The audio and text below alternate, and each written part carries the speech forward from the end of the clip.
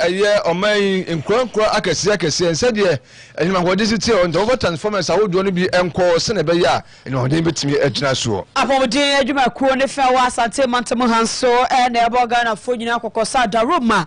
Say, Ampox, ya dear no, a coastal pay, Tia Yenada, Yanshi, we near me and the whole. And some way, and I will for Benumna, and then you may have chance said, they a Bremo Circus, when I chance to say, me, Kwame Ofuri Abwaje.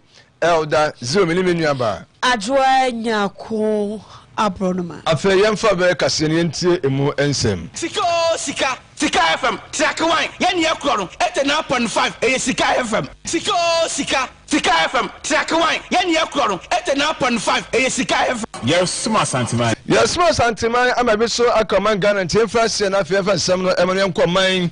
Ebra so de fie na Yewra Mahama Ayariga one of them kase na o man fit be on do mo nyina ano na nei o mo central for asia ene no o mo atundin say leadership media briefing ya je say ene dom ya kole mi ne wo man fit de fie hono mo nyina wo mo asia mo didi nkoma ya mo din samodo so tun central for so enim na eho ene samba ko de tudwa ene say wo ka tema me eye gatutoku no chief justice am ya tunu asen ese wo sranwa say akwakọ ba se nipa bi atro krata de koma mampanyin say won hwehwe ni ensemu na maame no e wo say wotimi ni frisan say wo dance ba bi e di asasu ba no emu akrakrakrakra na msukwa mampanyin so e di asem no so atumi e di ma council of state emu mo so hwehwe ko wi aseja fe di atebejokuo say wo mo hwehwe ni ensemu na no ne say na mo no ekọ na so kame akwakwakwa asema me gatudi won tene ho ase wo sora na deda wo di injunction application no de ekọ eno ne nam so ama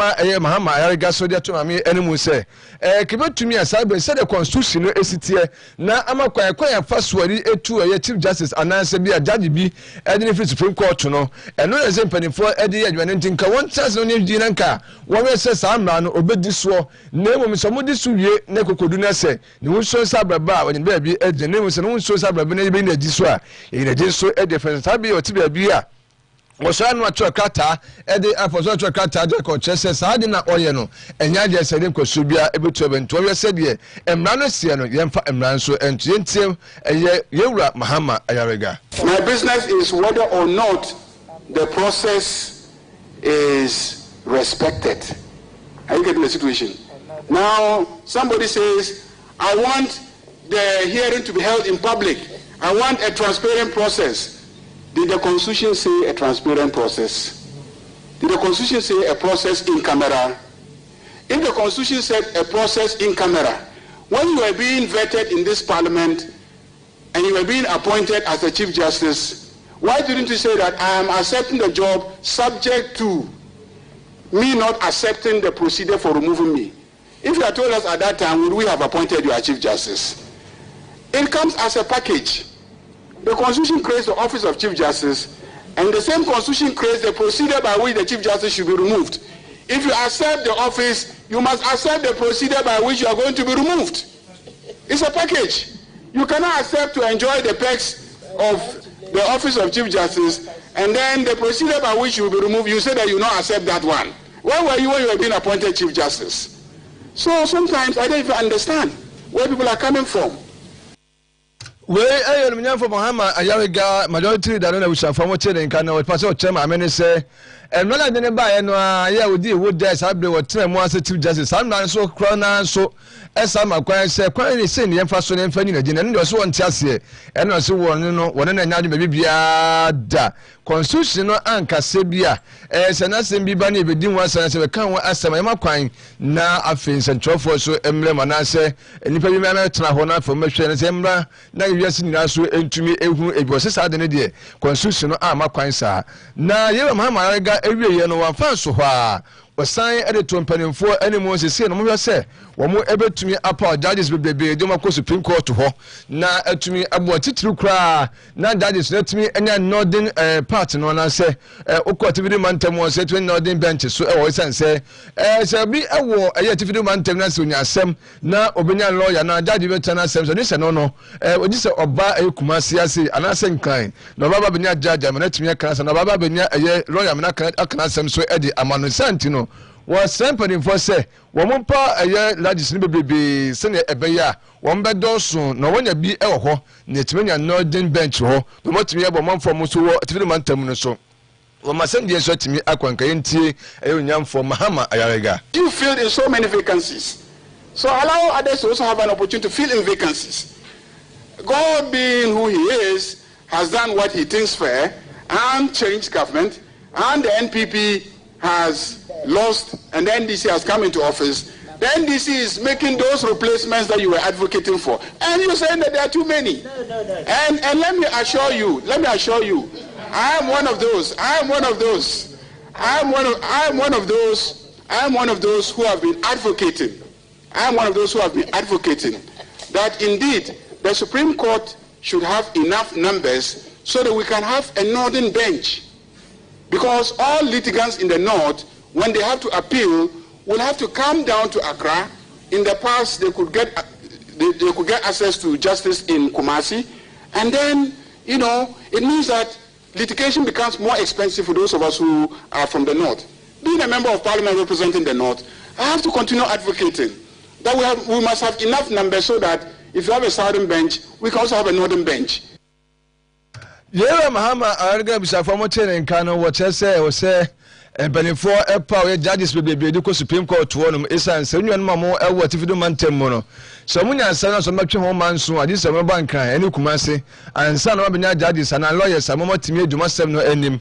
And it is said, do one a Supreme Court to her, that's Biano, you bet to me and your northern bench, now as a lawyer for we, yeah, almost so bet to me, I share if you do maintain for a man to change so a day, I'm a woman, no, and a penny was a penny for any. Yo, yeah, to us, I'm so my way, Nidia, Sagan, one penny, John Dramani Mahama, were nominated judges and soon be.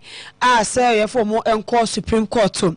Now, Edo and Deputy Minority Leader Honorable Patricia PJ, Ababonte, Abakasa, Ede Etia Sajna, Yano Mampenyi, Esian, one day was will be so. Adrian Pobe, Natasha Mampenyi, Abo judges, and Sudisi and Pedro Mumu, and for more and Supreme Court judges, were more and more. Now, another leaders media briefing, a cosum, Shabby Fear, and Honorable PJ. Say, me mun na ofan de entia mampanyi to sa na moyi wo se de mampanyi peso ye asa NDC amanyokuo na amabia mampanyi wo gide wo mumu mapa o me ajaje fo wo gide wo mumu so o mo de o mo ye amanyokuo ni loyalists na so mo do mo di nokure de ema NDC amanyokuo no na mampanyi peso owura pejo mo a edo mo ekoshe court batan ho. Honorable Patricia Appiaje Intino. I know of very few judges who are due for retirement, but I don't know whether they work up to the number 7 to be replaced, because I don't think that the history of Ghana is, as long as we can remember, any time a judge is retiring, that is the time that we solicit or we appoint to replace the numbers that are retiring from their service. But the 7, we don't know the justification, and going by the names, we know where their political lineages are. Honorable Patricia Appiaje was say, as I say, no, Sidi no to me a peja the moon kakra. Ene dollar no to me see a kaino ada Roma. Sidi no aye here no e was a reflect to Ghana for ya bra bom. Ye kwadwom kwoto de o se on sane ma bo aba fom ya setere ma ye fo. Ye kwoto do kon aye 25 cities 7 cities bio. Ni nyina aba fom ma ye so ya setenem aye fo kobasa e na be bo ade ahoyera anase ahoto e de abre Ghana for no so entie no. Everybody is happy that the CD has become very strong. The exchange rate is coming down, but what is its effect on the cost of living despite the gains that we are experiencing? It is important that certain actions are taken to ensure that the downward trend of the cedi to the dollar or the appreciation of the cedi will have a reflection of the cost of living in our country. Deputy Minority Leader Honorable Patricia P.J. and Yatinin Kane. I was interested now in Australia and Semia, Emona, Mammy, Tukunu, Semia, that's who a dremo, and say, and if I be a truck cat, I come on Penny Diam Sema Ameno, and I'm on Tony Sobia that I didn't till and San Fantasy CJ, I want my municipality, when you are dear, now Emma one peninsula, at the Emma Council of State here. Council of State is usually to move on Mutumis and Krabby, everyone sends them in municipality. One so a day, Emma, I am one peninsula, tell your course, a one church and in same one. I come back, say, I will go Beckham, I say, my meaning will send a paper you could eswono, come in Agua says, Uncle for one Municra. One more a bias in the Santino. Any what application be at the Accord Supreme Court to say, a court to no engineer Sally Pana, one more version in some Emunia Jokuna, the Cahono, what Jason Kaja. One recent car, what didn't dance about 2 almost so. No one to me, and quite ready, same beer to Emu. Now, any people walk crack, community free, I commatino, eso, send it from Makumaku, Asiano. Mamano at the application, judge application, be at the Accord, Supreme Court too. Now, another day, and Supreme Court, across it now, as me eso. Now, a courier, I send the Baba to Ja, and it says Supreme Court, no, and if I got as now, so Abdako Bim Krum, ya one more HS, Mamano asked them or the application or the buy. One minute to me, and in addition, and ye, one more about 12 yeah, I'm just my name for that seminar. Near Abato, and it's a fay and penny for at the ruling so ever abonting. Now, you go for the about dammy, one no and a council, at the Emma to Kuno, and then we only send for Ekasai, now Okasa for some watches say, near a Supreme Court to a and a dear, or doing something so a woman in Tiano. No surprise you, I was really focused in the theme of what we've been witnessing, but yeah, I think that we move on, the lot of battles that we can fight. So I'm looking at the process is flawed, no doubt. I mean, heavily flawed, leading with all kinds of constitutional violations. And I'm quite surprised that the Supreme Court will be more or less acceding to the perpetration of such violations against the highest judicial officer. It's not about Justice Tokono, as I keep saying. It's not about Justice Tokono at all. The issues are far-reaching. They actually impinge on matters which affect the independence of Ghana's judiciary, the security of tenure of judges and all. But if the Supreme Court, for whatever reason, doesn't seem to take that view, well, so be it. I think that in future, the whole nation will get to know the consequences of this. And yet, lawyer Godfred Yabua, Dami, Wano, and lawyer Eddie Emma, Chief Justice Gertrude, Tukuno, or no, maybe a trainer or Attorney General, and I tell more Supreme Court, they buy my main junction, or about 12 Guno, and only send 12 for Eddie and Koma, which they will say, and I'm and I say, as soon as Supreme Court, Eddie, buy any who say, and for sure a woman. Yabo, Mania, where Cassia, Bow, Dronim, say. Ghana ye embassy wa Washington DC America brochi memo yakasa anamonable kujeto ablakwa foreign affairs minister so ama yakasa di atena ye no panyifo cheso matumi nyinada eyeketa ahye dream de kankan ne proye bia na ekoso ewo atena ye ho na ahye ye no anasa panyifo de atodwa sanya me ya domo ya wada a eye wo chena na wo mo ebehwe asan ebie Ghana ye embassy no ewo Washington DC America abrochi memu enumu na ewoko mrashe bedwafia abedwakura womo na womo hwe foreign affairs so dom kase ne ma womo ewo sekro ne so enso ade atudwa sanya me ya adomu a womo so ebobo anan akwa Ghana embassy e Washington DC wabrochi memu nyame adomu a enu ya wada no womo so okrom ho a womo ekwa akohwe se de niema esi ekọ ewo ho na omahwe agbo mpanyifo achi edomo ama niema nyina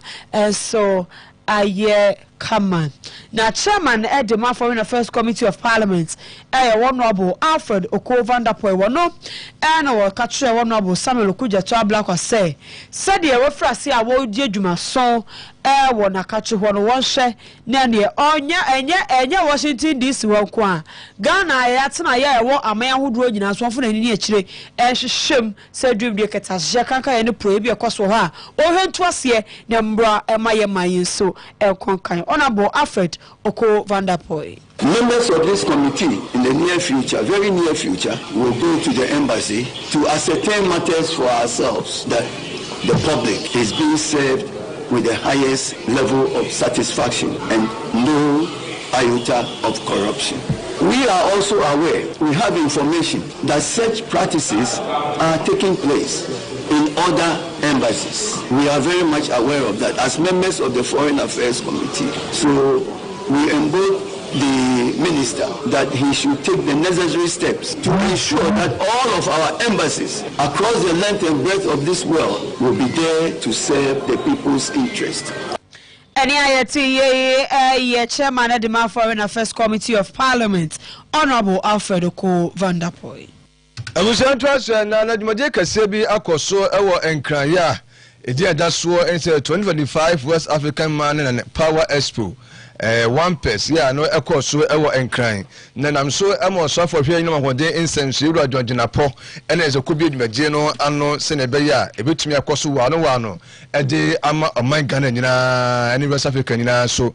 Na enu no de wakọ tudu a wo chiremu ese obo man Ghana mu ade ba ko higher power ene ne mahoden sei enina so titiri ne nkronkro akese akese wo ha bi ti se Kumasi nkran Cape Coast Malin na sefo no je se wo wa beta ne fon press na akoso wo man mu a amanfo no man so tumi asese ya Ghana fo bi so akasa fa won ne kopa sa na wo mu esode kwata social media ne so ebidabra dawrade wo mu timi etwa eye abanya maban je won sempa ye twa no papa Singina emu no yewura jonjina po echese abane bono modin biasa kunya senyina bobetumi ahwe amani mahodin no atimi adina so sene be yo mangana so yo bobetumi ato ezanse dodo na de nyuma hodin ene de ayi adwene nso ekobane se ya na amamfo ho echire mo pa no ntemu ehwese wo mo ebetumi nyama hodin ebidi adina so na abo mo mangana so yatumi akọ enkai na ene woda na de atudu a wochemu enedai ade achaga na fo nyina ase wase isiji adwumakuo ne se wo mo emfa eye transformers foforo kra news one new one cbo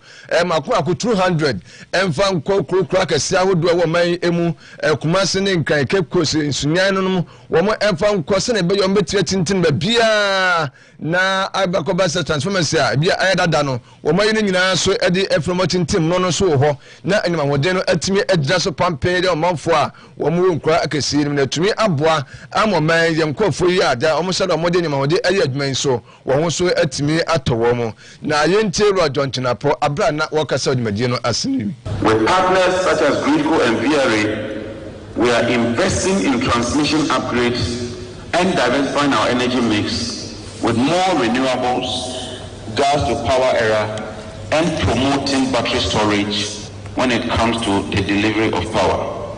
I'm happy to note that despite the challenges we inherited, recent report that I get shows that power generation has been very stable and we've even begun exporting some power.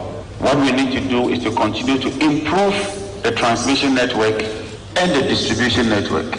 In this regard, I've granted approval to ECG as a matter of urgency to inject about 200 new transformers in our major capital cities in order to ensure that we do not just generate power, but we're able to transmit that power and distribute that power to consumers in an effective and efficient manner.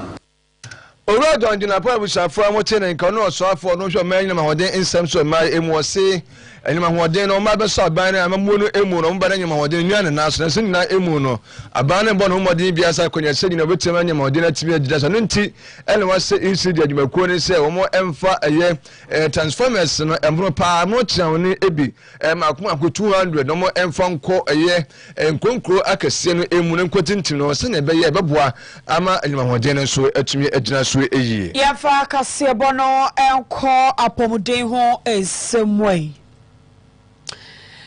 Asante mantama ne fa wo mo ehye apomuden eho ensemu so na be kasa ede afa mpox ade no asese ate se ewo ye man mi sa pomudi adwuma eko no ade kan babo ya mane se mpox no ekosoro pa enu ti yen hwe na ye mo ye ho ban ne mo ye ni so and awasem ko na bi na santen mantem ne fa omo hwe pomudi ho seb so aba ponten ka twa ga na fo nyina se ye mo ye ni na ho efri se mpox ade no tira pa enye asem ketua na oba santen mantem ho pomudi adwuma eko no ebo amane se emprepra ye ka sei wo manya nipa be se du omususu se mpox pompobone na nase ade no ebi acheche wo mo na so omugu so ye hwehwemu omunya enkansi su pay se mpox ade no ebi ti ne dem fresh and trofo hwemo ho na Ashanti Regional Health Director Dr. Frederick Adomako ede to Ghana fo nyina ni so adaroma hohoro won safa sem na ye yensan ko bio na yenye afei uhu enkura so ma wu da ofia hwe ohuye wo mo ho wo person don sa ko mo so afa bibi hye won sabo ho ban free rodents ho efi so omomo na omode yade ne ma nipa na nipa so transfer de ama ne yoku nipa Dr. Frederick Adomako intino the country has an outbreak of mpox. We have recorded 19 cases. We don't have any in Ashanti region, we have not recorded any case as we speak. They would have suspected 10 of them. Mpox initially was not a disease of human beings. It was a disease of animal. But now, human beings, we get it. So we call it a zoonotic disease. Mpox is transmitted by close physical contact. Indirectly, you can also get it from the environment. If somebody is having a lesion, holding the doorknobs or on the table. These are ways that you get mpox virus. One thing with mpox is because the transmission is through close physical contact. When you are examining people with mpox, you also have to pay particular attention to the genitalia. There is no specific treatment for mpox. Ashanti Regional Health Director Dr. Frederick Adomako no di tuja santa temanta mu de omutumi kansi su pay se yanyo obi a mpox ade ne bia nya no na emom omususu aha susu ye no omugu so omo ye hwehwemu se nipa du no a omo asusu se omo anya mpox no bi no omo hwe omo wie de omutumi kasa santa temanta menya bi enso ni nya mu akoba omamu ye a ye hu se miame ahodo bi ekoso horonti ye hwe na ye mbo ye ho ban ye awusenya wesu na afa yemfa ye kase no emfa ensi ewo hasei yemfa sida emfa ni so dwuma yefo nyina san so modaro ne bobo kase no ede ema yen yesemu for faransa koja ba kra 95 years osem de ema na akukwa sense international kwan na me awa be piemu ekure mu ase san so na wo hina na kwabra pia wono nso kwan na me ya mse 2 weeks ni no ma fe no ma yo mutia wo mo abebebe ba san so na DJ Bullet ede ko Facebook live na mo na mo tie nkan so ede efremidin ede Kwame Ofori Abuaje elder 0 menua ba ajoa nyako abrono ma yemfa ayisie enkaibo entwaso bafo owusu amankwatia bantama hene nana yim awura bibi otwase hene ebusua panyi agye menu ewo twase ene ebusua nka nyina de eyawo ene areho ese adofo nyina so omade nyina omo papa omo wofa omo dofo nana owusu adade wote ase cash ena na ye frɛ no efrantoma ewo ne tintimu na ma wogya na kire eye ohene yiri Lady Julia ekuo maame ewo nananom adehye group and Queen Mother of African First Class Ladies afe owusu adade family Mr. Tofik ewo London Mr. Da Costa ewo USA Miss Lini maame ya owusu ewo USA Mrs. Felicity Jessie na Miss Rita Sister Kate Abnafra Kuma Mr. Richard Ora Frank Mr. Godwin and Mr. Konto nyina ewo Kumase na afe entafo ene abusuane manyina asewo ja na kire eye owura Emmanuel Kusi Boaten na wokunani a wote ayipa so anasa kunafo a omote ayipa so eye maame Georgina Frempoma o USA ene akua echa atare na busuan sesei na ye papa na owusu adade cash na ye ho enhyehyeye etenyame ya adomu a Mimi de di anim ya me boso me de to so aduasa baako ahomache no nan abusuan beyi no ato ni fie wo ebua kwa Kumase ebe total filling station ahomache no nan na wo mo ahata no amade hia na sa dofo abesu ejam no de atwa to kra ye wi a yɛbɛkɔ akɔyɛ awufo so memenda kro no a anopa no nkuru bremu ɛwɔ ebuakɔ Roman Catholic Church no pa no kono de amanu yewia yebesie no na sie no ambesie no private barrier busua kakra bi na bekwa akoye wo toase musieye ewia abusua ba betena ebuakwa RC School Park ewia don ko breso na fe omaba benom na owusu adade Sikka Kase etwa to kwakwa ne kosia da so jun da dikan panyifo bakwa akoye na asesom amanoni abusua nyina da ewo brokwa Roman Catholic Church anopa no wotwe pepepe na abusua wi omaba betena o manemba bi omotena memenda no a eye brokwa RC School Park don kubreso na omaba nom na obusu adade ni Sikka Kase etwa to kwakwa ne wieso a e fish ada no enso ebeba so adwada June bosomene de toso emienu ewo ni fie wo ebuakwa Kumasi eben Total Filling Station no anopa no ndu pepepe ya hye nso ne duru ha ekoja abusua na omodofo papa omukunu omade nyina dana owusu adade cash enkohwe na yenja na chi kra Bishop Akwasi Opomensa won crying Helena yebo Kumasi Lucy Opon ewo K Francis nana Ajeman ewo London adofui ene abusua nyina ede yaw ese eye se wo mo maame omade nyina owura Juliana Mensa Opon wotiase Auntie Julie ena na yefere nyame ya adomu a me de di anim ya me bosome ne de toso aduasa bako na abusua echese omubeyi no ahomache no nan bre ahata no amadehia na sadofo abesu eja ne kwan ewo yenya so presby asore no eben de chemso no omuwia ne no kro bre anopa no omubeye awufo soma ama no ewo yenya so presby asore no ne ewia yakokra na chikra na sa abusua wie echikra no a oma betena se ewo New Tafo Divisional School Park eben de chemso ewia donko pepepe na oma benom owura Juliana Mensa Opon